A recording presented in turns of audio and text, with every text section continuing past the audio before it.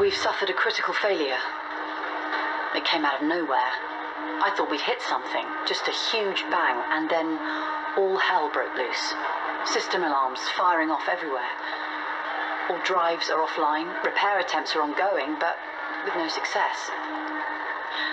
Evidence points to one of the cooling systems exploding on a routine cycle. It sent pieces flying through the propulsion system, shredding it, chains of explosions, and... well, the long and the short of it is the ship's a dead stick. We're drifting. No engine. No means of altering course. I guess we're lucky the power plant didn't go up, or we wouldn't be alive to make reports.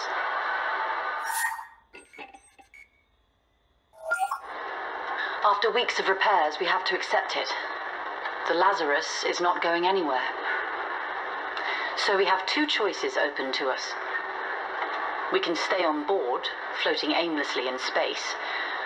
There are enough renewable resources for generations, but it's not an infinite supply. The Lazarus wasn't a top-of-the-line ship. There was only enough capital to get the basic ship built and stocked up for the intended travel time. We added some contingency, but that will only give us, say, another 10 years. So maybe it'll be our great-grandkids that'll have to deal with the problem. I don't like that idea. I couldn't bear with it being another generation's problem to solve while we use up all the resources. So that leaves option number 2. We harvest the ship and build as many usable lifeboats as we can. This thing was designed to be dismantled to make our settlements when we reached our destination. Once we have all we need from the ship, we should be able to reach a planet, as long as it's not too far away. We've done some scans, and there are habitable worlds in the region that we can aim for. It'll take months, maybe years, but I think it's the best option.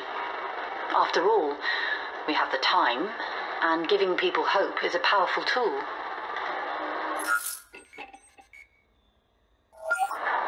As the life ships near completion, I find I'm sleeping less and less. I tell myself that it's nerves or excitement to all we've achieved. But those are just the lies I tell myself to keep going. The real reason I can't sleep is that I know what's to come. Even with the rules in place, we've seen population growth. Unlicensed births are increasing as people see the light at the end of the tunnel. I knew hope was powerful, but I forgot it can also blind you to the truth. With our current population, we don't have enough space on the life ships for everyone on board.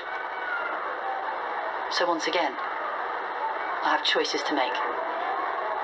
It won't be popular, these things never are, but it will be fair.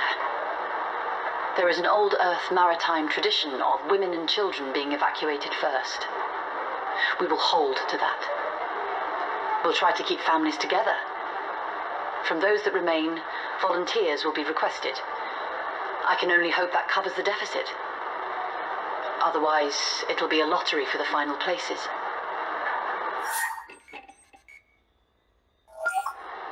The last of the life ships has launched. Each has a destination well within their calculated range. We thought it best to have multiple destinations, not putting all our eggs in one basket, so to speak. All we can do for them now is hope. Hope that they make it. Hope that the planets they land on are hospitable. Hope that they thrive and grow. For us that remained on board, there is no more hope.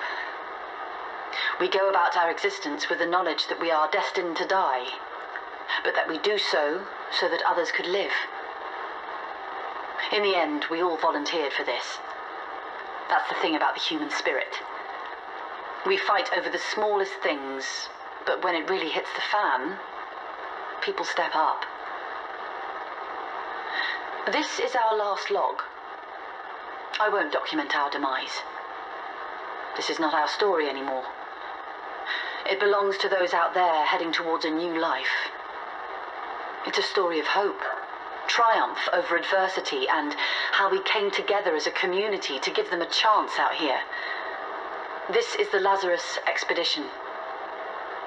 Signing off.